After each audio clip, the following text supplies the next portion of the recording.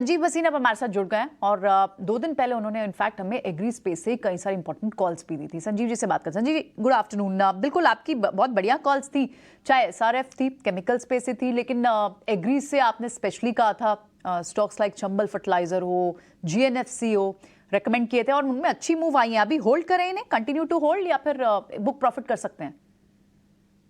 हाँ हाँ, good afternoon Priyanka. बिल्कुल बिल्कुल, अभी तो होल्ड कीजिए, अभी तो शुरुआत है। आपने सही पढ़ा है, 280 रुपए पे मैंने चंबल आपको कहा था और 620 पे जीएनएफसी। और आपको कहूं कि they are now going to be very very sweet spot. साथ में inflation is moderating and I think the productivity, अब जो नया क्रॉप पे ये फर्टिलाइजर की जो सब्सिडी के लिए उन्होंने फार्मर के लिए रिलीफ दिया है, that should be a very big positive for these companies. साथ में आपने एसआरएफ का जिक्र किया, तो मैं बताऊं, मैंने पीछे कुछ दिनों से जीएफएल भी कहा था, गुजरात फ्लोरोकेमिकल, वो 30% अप है। And SRF is the biggest player in fluorochemical and nylon cord.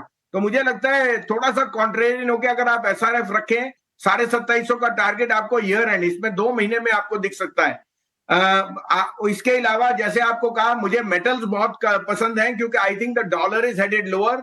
तो इन दिस रैली अभी हिंडाल्को और टाटा स्टील ने पार्ट नहीं लिया। I would say put your money on Hindalco, Tata Steel. They can be real outperformers क्योंकि dollar में weakness inherently बढ़ेगी। And as we see emerging markets come back, साथ में रिमेंबर एनएमडीसी, जीएमडीसी और minerals are hitting new highs, which is very very key कि commodities are going to be in a very sweet spot in the coming days because of the scarcity and this war, issue of war and geopolitical risk.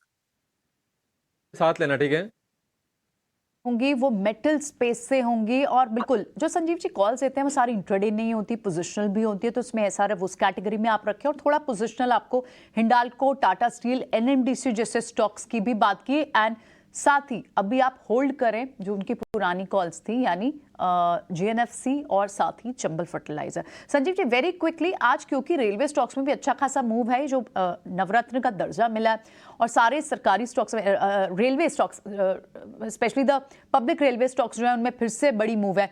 उस space पर कोई pick आपको जहां पर entry levels attractive दिख रहे हो? हाँ, मुझे कॉनकॉर और आईआरसीटीसी दोनों बहुत पसंद है। आप उनका बिजनेस मॉडल देखो, आज you cannot but make money. Business is excellent, भाव में थोड़ा सा उतार चढ़ाव आ सकता है, बट वही मौका है। कॉनकॉर में रेक्स की कमी थी, वो आ जाएगी। उतने वैगन उनके पास, बिजनेस की कोई पोटेंशियल, बिजनेस इज ह्यूमंगस। और आईआरसीटीसी में आपको पहले भी कहा, 85% बुकिंग पे उनकी एबिटा है, 36% ऑन नीर एंड 16% ऑन द केटरिंग। और आप देख सकते हैं कि वंदे भारत के बाद कितना इसमें रुझान आएगा, because the government is very keen on that.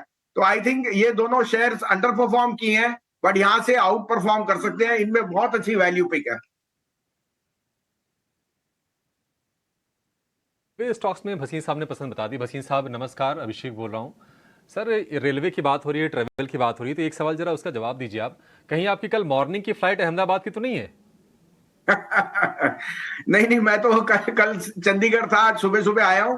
और मेरा जितना भी दिल करे अहमदाबाद जाने का, बड़ा मुश्किल हो रहा है, थक गया। और मेरे सोमवार से व्रत भी है, नवराते हैं, तो टीवी पे ही देखूंगा अभिषेक आपके साथ। और definitely Saturday will be a superb day.